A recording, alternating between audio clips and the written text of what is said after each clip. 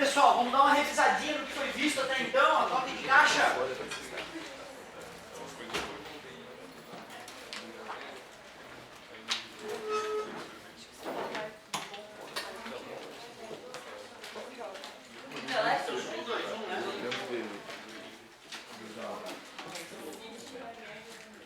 As físicas que eu trabalhei contigo foram cinemática não foi, cinemática não, né? Leis de Newton também não foi comigo, né? A nossa parte então foi ótica, a gente chegou a dar uma olhada em ótica, certo? Até lentes esféricas, chegamos a falar de lentes, ou não? Equação dos pontos conjugados de Gauss, chegamos até esse ponto. Termologia a gente também viu, né? Juntos, certo? Então foi basicamente termologia ótica e eletricidade também, né? E parte de elétrica também fomos nós que vimos, né? É isso aí.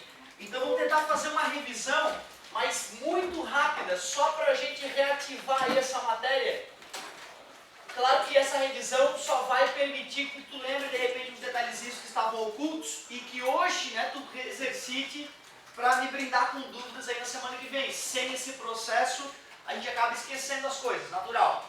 Então vamos lá, vamos começar a dar uma olhada em termologia.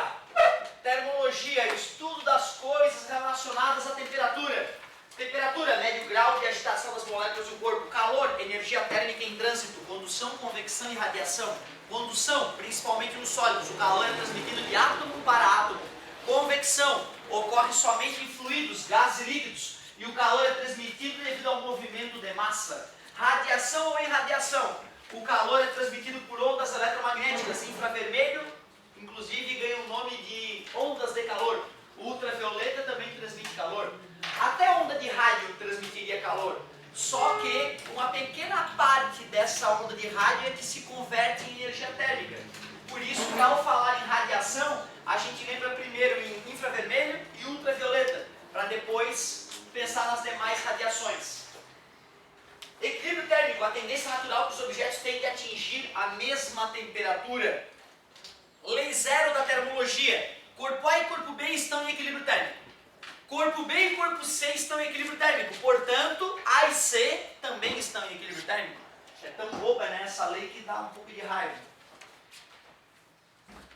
Energia térmica, energia relacionada à temperatura. Energia relacionada à energia cinética das moléculas vibrantes. Energia interna é a soma de todas as energias que compõem as moléculas de um gás, a cinética e as demais energias.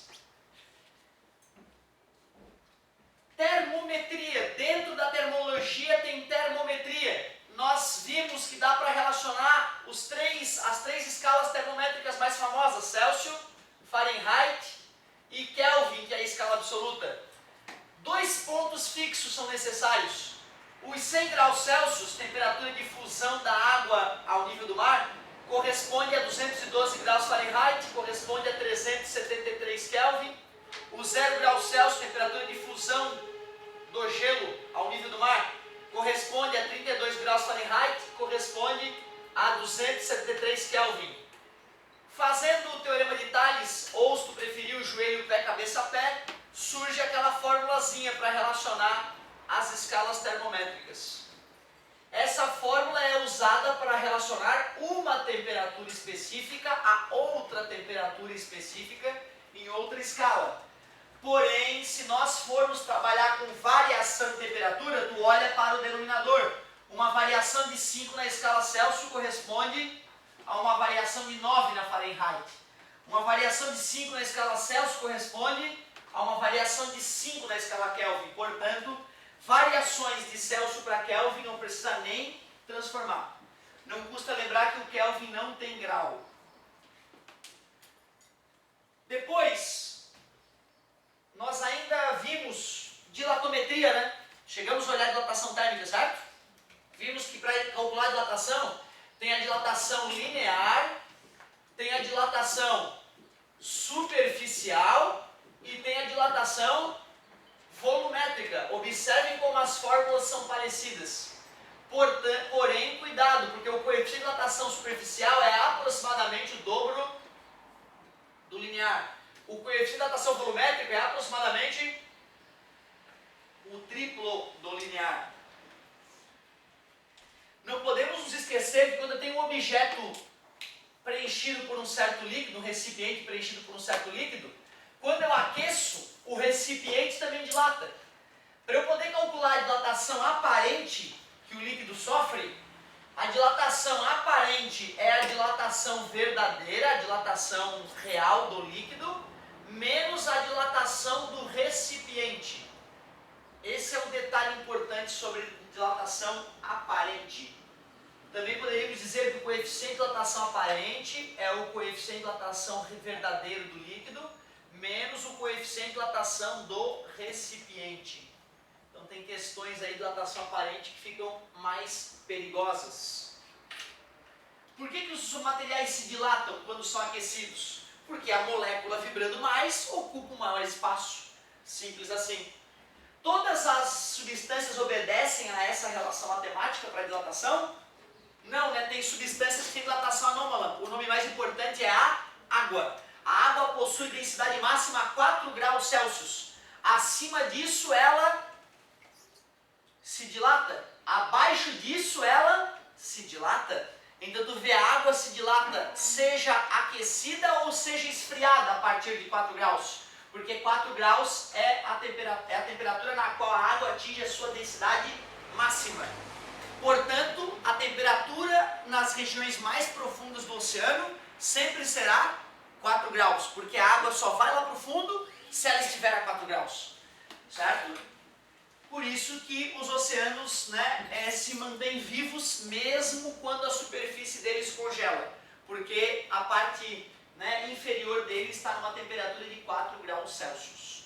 É a temperatura das profundezas abissais.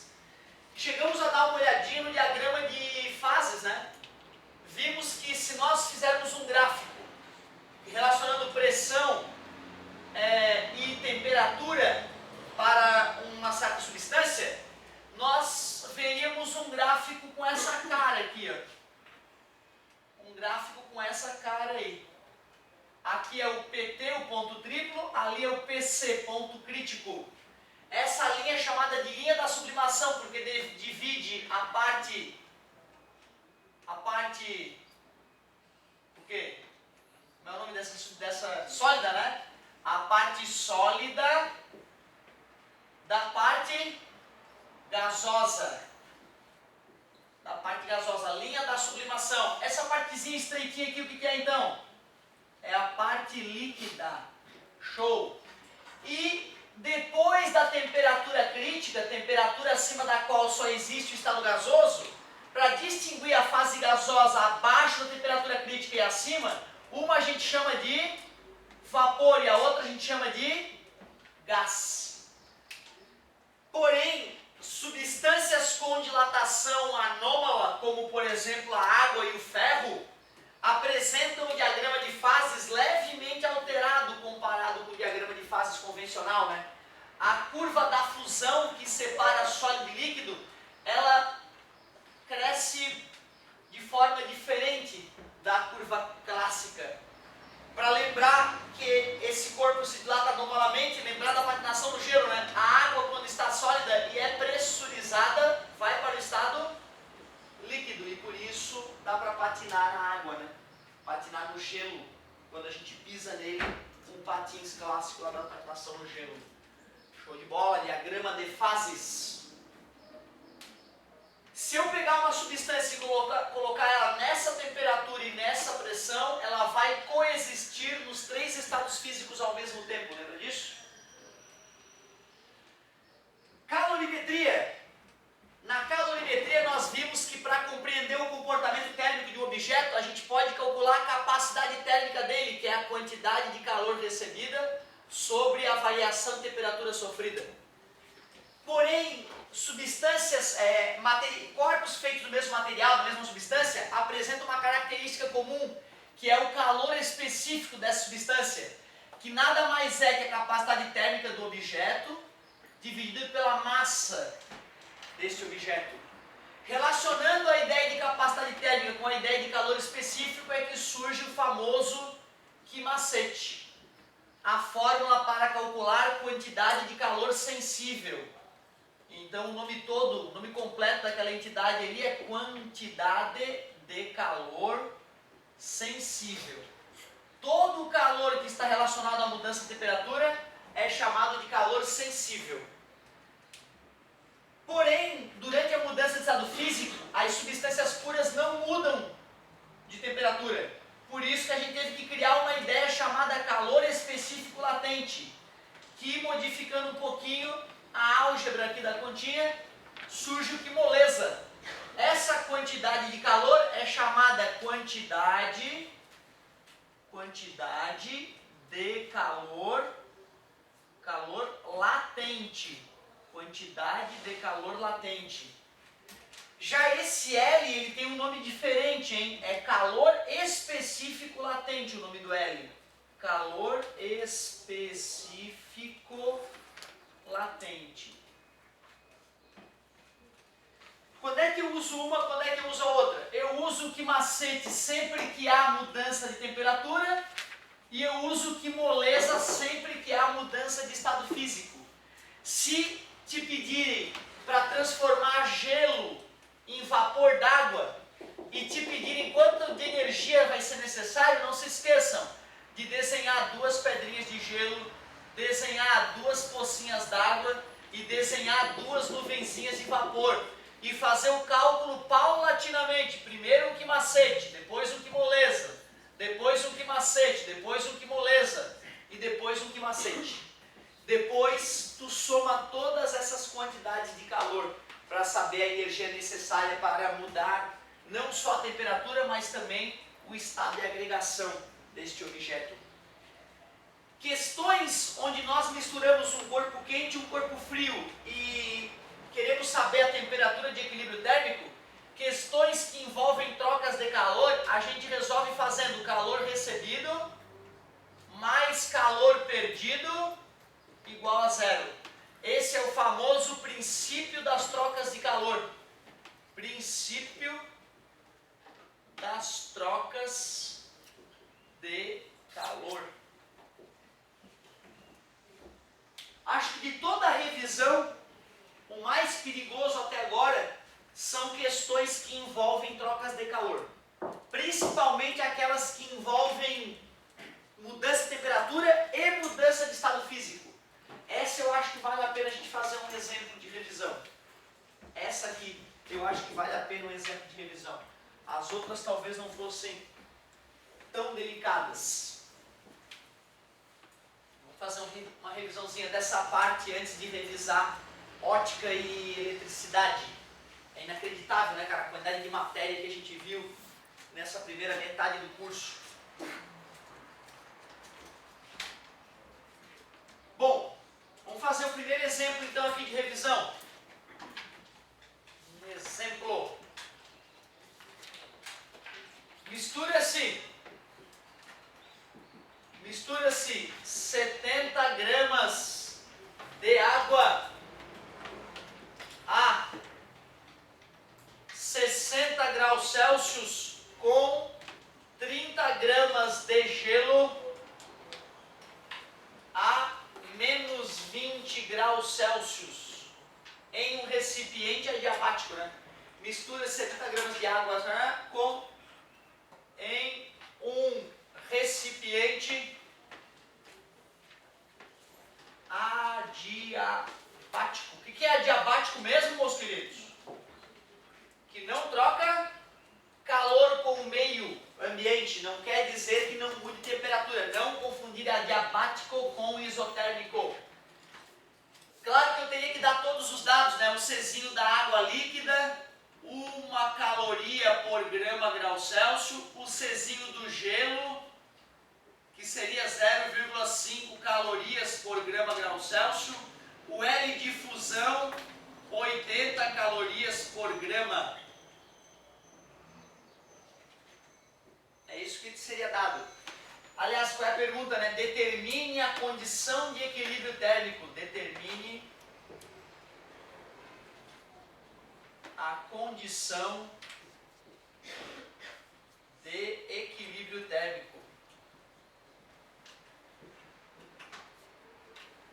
Existem outras técnicas para resolver o problema, além desta que eu vou usar com vocês. Eu gosto dessa técnica que eu uso porque ela não tem macete, né? Não tem decoreba. Tu tem que saber física básica para matar a questão.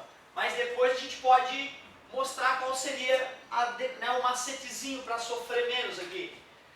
O que eu recomendo nesse caso é o aluno pegar a água, pegar o gelo e começar a fazer as contas. A primeira pergunta que surge quando o cara vê uma questão dessa é: será que a água chega a zero primeiro? Ou será que o gelo chega a zero primeiro?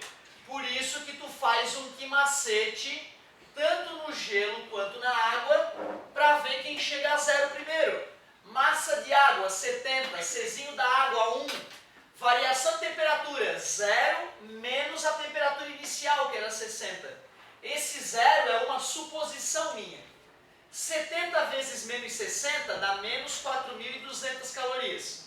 Isso significa que a água tem que perder essa energia para chegar a zero. Fazendo o mesmo cálculo com o gelo, massa 30, o Czinho é 0,5 e a variação de temperatura 0 menos 20.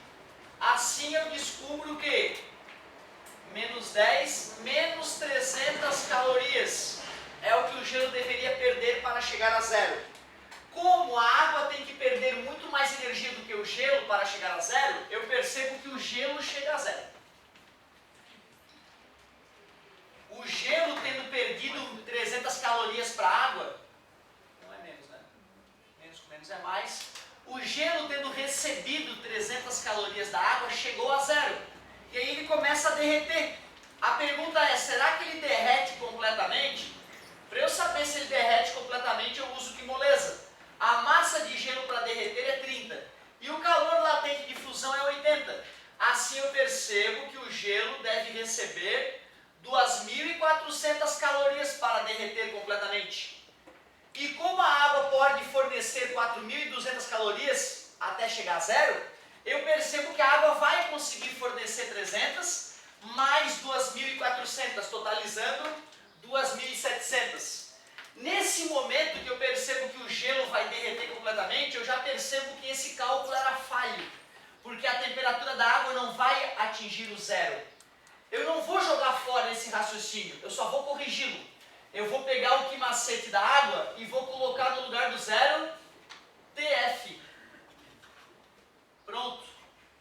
Eu descobri que o gelo chega a zero, que o gelo derrete e vira água. Virou água.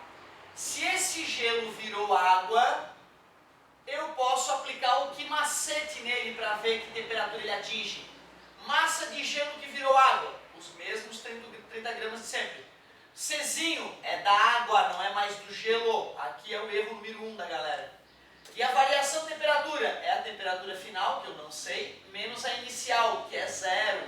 Afinal, esse gelo já derreteu. Última equação para resolver o problema ficou então 30 TF. Depois de todo esse trabalho, que já é chato, que exige do aluno uma ótima concentração, ele tem que finalizar com o princípio das trocas de calor, que diz que calor recebido mais calor perdido igual a zero. Então, no final das contas, o aluno ainda tem que fazer calor recebido mais calor perdido igual a zero. Quem está recebendo calor é o gelo.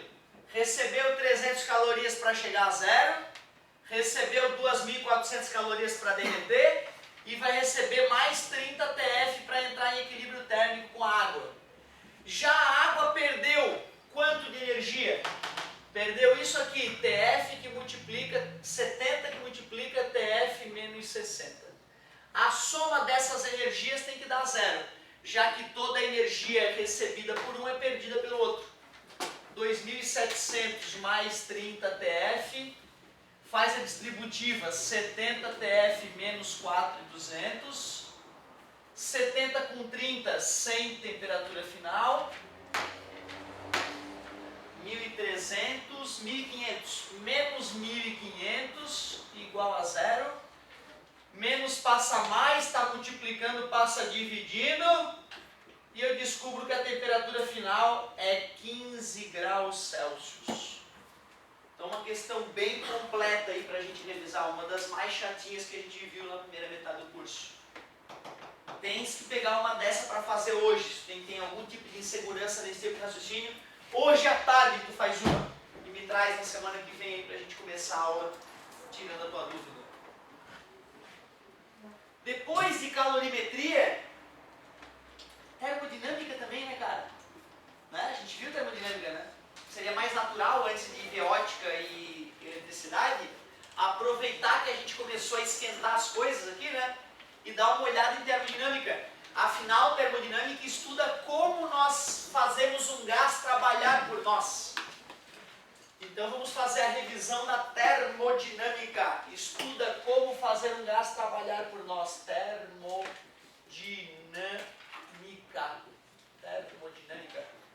A gente pega um gás, aprisiona ele num êmbolo com cilindro móvel, um cilindro com êmbolo móvel. Aí eu vou lá e jogo uma certa quantidade de calor para esse gás. As moléculas ficam mais agitadas e fazem o êmbolo se expandir, fazem o êmbolo subir, o gás se expande, realizando o trabalho. Mas uma parte dessa energia fornecida para o gás fica presa na agitação das moléculas do gás, variando a sua energia interna.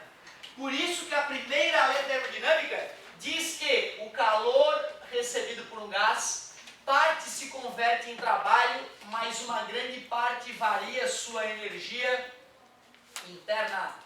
Primeira lei da termodinâmica. Para calcular o trabalho realizado pelo gás, ou a gente pega a pressão e multiplica pela variação do volume, mas isso é só para a pressão constante. Ou a gente pega o gráfico pressão versus volume e calcula a área deste gráfico. A área embaixo desse gráfico corresponde ao trabalho. Trabalho é numericamente igual à área. Cuidado! Na expansão, o trabalho é positivo. Na contração, o trabalho é negativo. Energia interna de um gás nada mais é que a soma das energias cinéticas das moléculas desse gás. E para calcular a energia interna do gás, 3 meios de nRT. Onde N é o número de mols, T temperatura em Kelvin. Não custa lembrar que antes da gente ver termodinâmica, nós vimos o estudo dos gases. As formas importantes do estudo dos gases eram a equação geral dos gases perfeitos, o famoso PV-Kovodov, e a equação de Clapeyron. Padre voador não retorna à Terra. Certo? PV igual a nRT. Foram as duas equações importantes dos gases.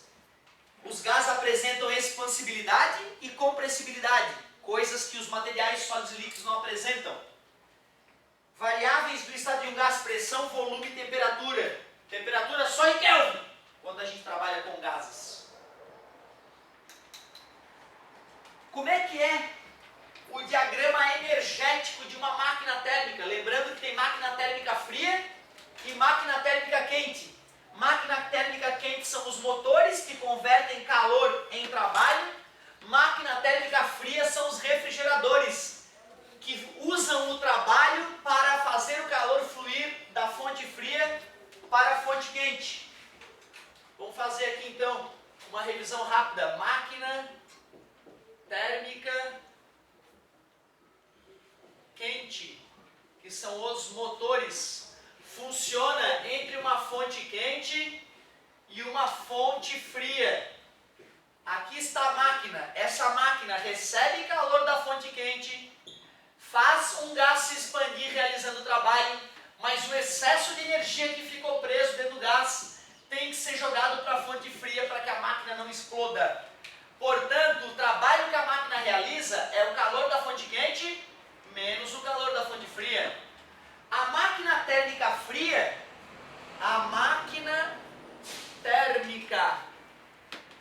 fria, ou refrigerador, também funciona entre uma fonte quente e uma fonte fria. Só que o objetivo da máquina é outro. Essa máquina vai sofrer trabalho, um gás dentro dessa máquina vai ser espremido, a fim de que o calor seja retirado da fonte fria e arremessado para a fonte quente. Como eu só troquei o sentido da energia, esta equação também continua servindo para a máquina térmica fria. Como é que se calcula o rendimento de uma máquina térmica? Rendimento.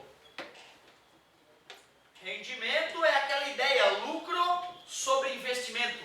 O lucro que eu espero da máquina térmica quente é o que ela realiza e trabalha para mim, e o investimento que eu fiz nela para ela operar é o calor da fonte quente. Essa é uma das maneiras de calcular o rendimento de uma máquina térmica. Se eu substituo isso aqui e faço um pequeno algebrismo, surge uma outra fórmula para calcular o rendimento da máquina térmica, conhecendo apenas o calor rejeitado para a fonte fria e o calor recebido pela fonte quente. A máquina térmica fria, o mais comum para a gente analisar a eficiência dela não é calcular o rendimento, é calcular o coeficiente de performance. Coeficiente de performance. O coeficiente de performance de uma máquina térmica fria é com a ideia muito parecida com a ideia do rendimento, lucro sobre investimento. Só que o lucro que eu espero da máquina térmica fria é que ela retire calor da fonte fria, e o investimento que eu fiz para ela operar foi o trabalho aplicado sobre ela. Cuidado! A segunda lei da termodinâmica diz que o rendimento de uma máquina térmica é sempre menor que 1, é sempre menor que 100%. Mas coeficiente de performance pode ser maior que 1. Cuidado, pode, eu não estou dizendo que vai. Pode ser maior que 1. Isso não é problema. Por isso que nós não colocamos coeficiente de performance em porcentagem. Várias maneiras de enunciar a segunda lei termodinâmica, né? Uma máquina térmica jamais tem rendimento de 100%. Uma máquina térmica jamais converte calor integralmente em trabalho. Uma máquina térmica funciona entre uma fonte fria e uma fonte quente. N maneiras de representar, né? De falar a mesma lei. A segunda lei termodinâmica. Mas tem uma forma muito mais ninja e nobre de falar da segunda lei termodinâmica, usando a ideia de Alguém? Entropia. Entropia é uma grandeza física bizarra, difícil de compreender mesmo para quem estudou anos o assunto. E podemos traduzir em poucas palavras. Entropia mede o grau de desordem energética de um sistema. Da mesma forma que temperatura mede o grau de agitação das moléculas, entropia mede o grau de desordem de um sistema. E aí, cara, os físicos começaram a pensar, à medida que eles estudavam as máquinas térmicas, por que não é possível aproveitar totalmente a energia de um gás? Por que eu não posso pegar um gás que foi agitado termicamente? Por que eu não posso fazer ele ficar menos agitado? E aproveitar essa energia da agitação dele? Por que o safado do gás fica sempre com uma parte de energia para ele? Que merda é essa? Não é possível. Por que eu não posso jogar 100 calorias para o gás e absorver 100 calorias na forma de trabalho? E aí, cara, a gente começou a perceber que isso acontece porque as regras da natureza, elas são muito bem, elas são obedecidas, elas não podem ser violadas. E tem uma regra geral na natureza que explica por que a gente envelhece, por que os objetos quebram e não se consertam, por que a natureza flui num sentido e não no outro. O que define o sentido para onde a natureza evolui é a regra da entropia. A segunda lei termodinâmica, mais modernamente traduzida, diz que tudo nessa vida, qualquer processo físico, químico, biológico, todos os processos da natureza, todos, sem exceção, ocorrem com aumento de entropia. Nada nesta vida ocorre com redução de entropia. Nada. Então, o que faz o relógio da natureza avançar num sentido tal é a entropia. Como tudo ocorre com o aumento de entropia, tudo está ficando cada vez mais desorganizado do ponto de vista energético. E quanto mais desorganizada está a energia, mais difícil é aproveitá-la. Por isso que o final da natureza já está calculado e não há dúvida. A natureza vai terminar morta, fria, sem vida, sem brilho. Nem as estrelas poderão mais brilhar. O universo vai ter gás fino e de baixa pressão espalhado por todo o universo e nenhuma forma de vida ou nenhum processo físico ou químico poderá existir porque a energia estará altamente desorganizada. Viagem, né, cara? Isso é uma coisa que eu demorei muito a acreditar. Entropia. Tudo ocorre com aumento de entropia. Uma maneira bem legal de traduzir a segunda lei da termodinâmica. Legal. Quando os projetistas das máquinas térmicas começaram a se preocupar com o rendimento das máquinas térmicas, um francês chamado Sadi Carnot descobriu qual deveria ser o ciclo termodinâmico ideal para poder aproveitar ao máximo a energia contida em um gás. Dizer que eu vou aproveitar a energia ao máximo não é dizer que eu vou conseguir 100% rendimento. É dizer que eu vou conseguir o maior rendimento possível. Então, ciclo de Carnot é a maneira como a gente tem que processar um gás para que a gente aproveite ao máximo a energia entregue a ele. Seria muito legal que vocês conseguissem desenhar um ciclo de Carnot de próprio punho, sem cola. Façam um plano cartesiano onde no eixo Y é a pressão e no eixo X é a temperatura. Trace duas hipérboles equiláteras. É aquela linha que sai tangenciando o eixo Y e sai tangenciando o eixo X também. Essas duas hipérboles equiláteras representam transformações isotérmicas. Na física elas são chamadas de isotermas. E aí basta completar o ciclo. Carnot disse, faça uma expansão isotérmica no gás, uma expansão adiabática, uma contração isotérmica e uma contração adiabática. Se nós executarmos esse ciclo em um gás, nós aproveitaremos a sua energia ao máximo, mas não que será 100%.